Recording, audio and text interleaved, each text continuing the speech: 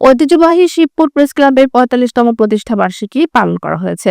শনিবার রাতের দিকে শহরের মাধবপুরস্থ প্রেস ক্লাব ভবনের হলরুমে আলোচনা সভা ও কেক কাটার আয়োজন করা হয়। শেরপুর প্রেস ক্লাবের প্রচার সম্পাদক জাহিদুল খান সৌরভের সঞ্চালনায় আলোচনা সভায় সভাপতিত্ব করেন ক্লাবের সভাপতি কাকুন রেজা। এ সময় ঐতিহ্যবাহী শেরপুর প্রেস ক্লাবের প্রতিষ্ঠা লগ্ন থেকে নানা কর্মযজ্ঞ ও প্রতিকূলতা নিয়ে আলোচনায় বক্তব্য রাখেন কার্যকরী সভাপতি রফিক মজিদ, সহ সভাপতি শাহরিয়ার মিল্টন, সাধারণ সম্পাদক মাসুদ হাসান বাদল, যুগ্ম সাধারণ সম্পাদক মহিউদ্দিন সোহেল, কোষাধ্যক্ষ জুবায়েদুল ইসলাম ক্রীড়া ও সাংস্কৃতিক সম্পাদক মনিরুজ্জামান রিপন, দপ্তর সম্পাদক নাইম ইসলাম, নির্বাহী সদস্য জুবায়ের রহমান সহ অন্যান্য উপস্থিত সাংবাদিকবৃন্দ বক্তব্য রাখেন।